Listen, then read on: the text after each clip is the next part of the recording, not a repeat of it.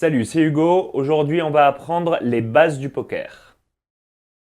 On va voir en premier comment se déroule une main classique de poker du pré-flop à la river. On verra ensuite quelles sont toutes les actions possibles pour un joueur, comme checker, relancer ou suivre.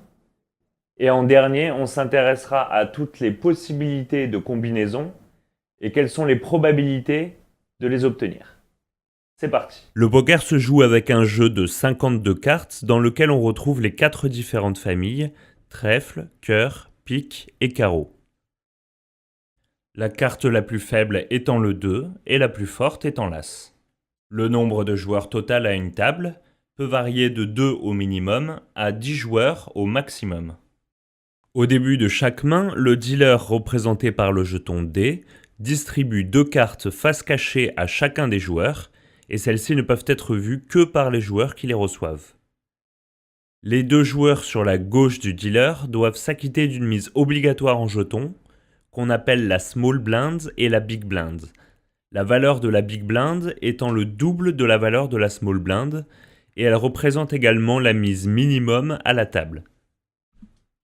Comme les 2 premiers joueurs ont déjà été forcés de miser, c'est le joueur suivant dans le sens des aiguilles d'une montre qui doit prendre une décision en premier parmi les différentes actions possibles.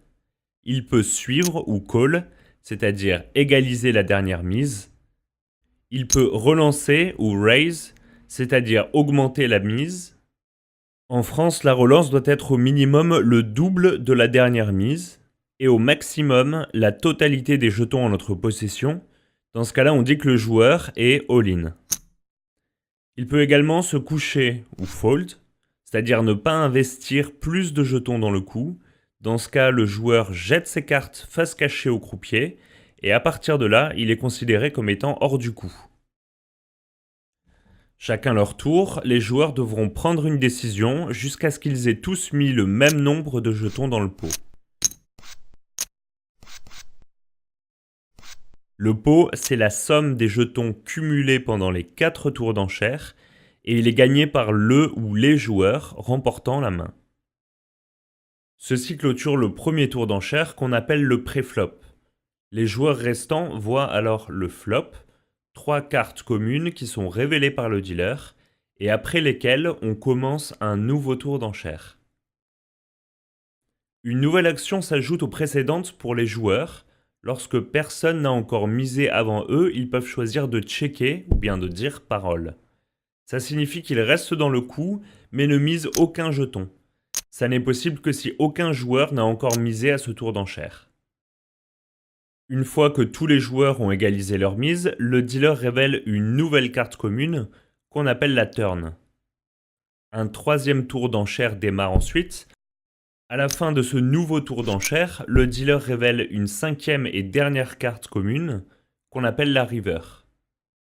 S'il reste des joueurs à la fin de ce dernier tour d'enchère, ils doivent révéler leurs cartes en commençant par le dernier agresseur, et celui qui a la meilleure combinaison de 5 cartes remporte le pot.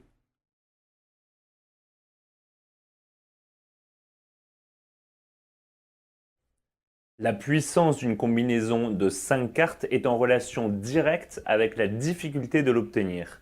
C'est-à-dire que plus une combinaison est rare, plus elle est forte. On va voir maintenant toutes les combinaisons, en commençant par la plus faible jusqu'à la plus forte. En premier, on a la carte haute, c'est-à-dire une absence totale de combinaison.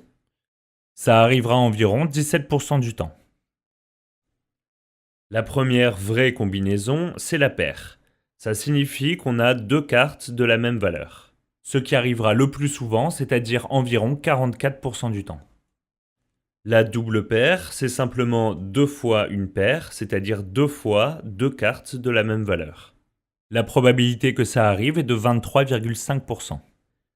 Juste au-dessus, on a le brelan, c'est-à-dire 3 cartes de la même valeur.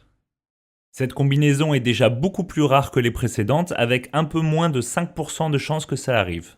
La suite, aussi appelée la quinte, c'est 5 cartes qui se suivent, mais de couleurs différentes, avec seulement 4,6% de chances que ça n'arrive. La couleur, c'est 5 cartes de la même famille. Attention à ne pas confondre avec 5 cartes rouges ou 5 cartes noires.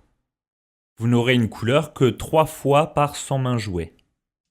Avoir un full house, ça veut dire avoir un brelan et une paire. Encore plus rare, ça n'arrivera que 2,6 fois sur 100 mains jouées.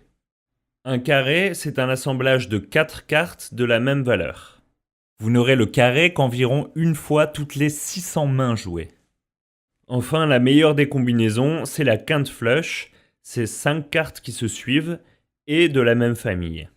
La quinte flush n'arrivera que une fois tous les plus de 3000 mains jouées, elle est donc très très rare.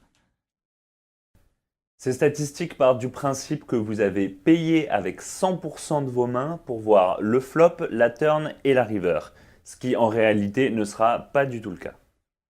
Le but du Texas Hold'em Poker n'est pas nécessairement celui qu'on croit. Si faire la meilleure combinaison de 5 cartes semble être le meilleur moyen de gagner des jetons à ce jeu, il faut en fait accumuler des techniques et des stratégies pour pouvoir générer des jetons non pas sur le court terme, mais sur le long terme.